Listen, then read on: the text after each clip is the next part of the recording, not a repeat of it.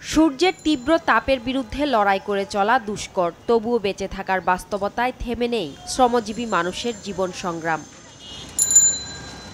ঋতুচক্রের হিসেবে এখন গরম পড়াটাই স্বাভাবিক, তবে গেল কয়েক সপ্তাহ যেটি ঘটছে সেটি অতিমাত্রায় অস্বাভাবিক। একে তো দেখা নেই বৃষ্টির, তার মধ্যে বাতাসে জলীয় বাষ্প কমায় গরমও যেন চরমে। গরমে তো খুব কষ্টই, বাসায় থাকতে পারি না, এখানে বসে দিছি। গরমে থাকতে পারে না, টিনের উপর তো। 6000 mAh ব্যাটারির one and only Power Master Next-G N73।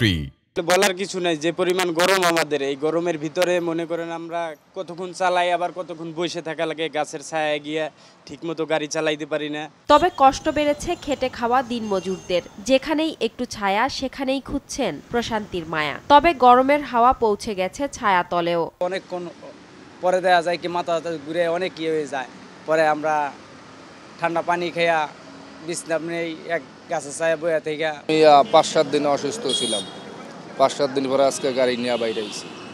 মানে রোদের জন্য গাড়ি চালানো যায় না, মানুষ যে কোনো টাইমে ঘুরিয়া পড়ে, রোদ প্রচণ্ড রোদ পড়ে, আর রোদ্রের জন্য প্যাসেঞ্জারও বাইরে না। দেখা গেছে 3 দিন গাড়ি চালাইছি, 2 দিন বসে আছি, এই 3 দিনের টাকা দিয়ে 2 দিনের কি খাইছি। এই তীব্র মাত্রার গরমে নতুন করে ভাবাচ্ছে হিট স্ট্রোক।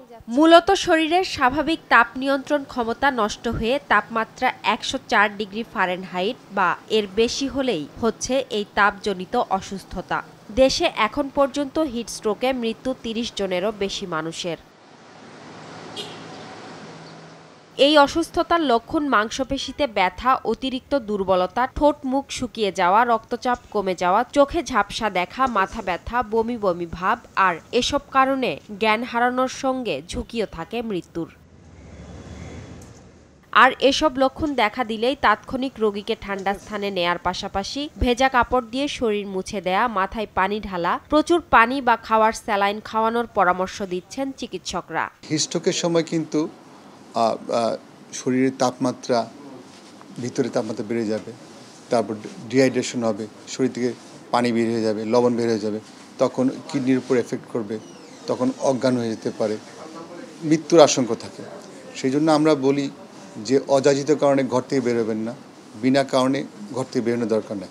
যদি বের হতেই হয় তাহলে আমরা যেন সতর্ক অবস্থা অবলম্বন করি, পাতলা সুতির কাপড় পরিধান করি। হিট স্ট্রোকে বেশি আক্রান্ত হচ্ছেন শ্রমজীবীরা, সেজন্য যথাসম্ভব সরাসরি সূর্যের তাপ এড়িয়ে চলার পরামর্শ চিকিৎসকদের। সবচেয়ে বেশি এফেক্ট কিন্তু শ্রমজীবী যারা 24 ঘন্টা বাইরে থাকেন, যেমন রিক্সাওয়ালা, তারপর ট্রাফিক, তারা বেশি এফেক্টেড হন। সেই জন্য আমরা বলি যে তারা জন্য, যদি ট্রাফিক যেমন ছাতার নিচে থাকবে, একটু ছায়া থাকবে।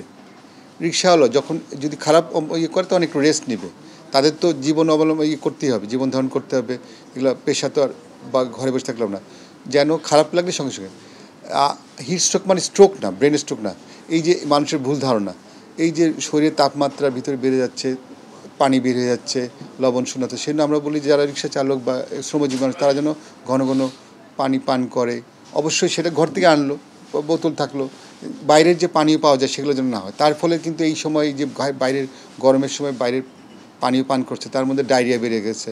এই তাপমাত্রার, রাতে দিনে তাপমাত্রার যে তারতম্যের কারণে সর্দি, কাশি, তারপর নিউমোনিয়ার প্রকোপ বেড়ে গেছে। অতিরিক্ত তাপের কারণে বছরে বিশ্বে প্রায় 19,000 শ্রমজীবী মানুষের মৃত্যু হয়। তাপ প্রবাহের সময় জরুরি প্রয়োজন ছাড়া ঘরের বাইরে বের না হওয়ার পরামর্শ বিশেষজ্ঞ চিকিৎসকদের। সাদিয়া কানিজ, RTV, ঢাকা।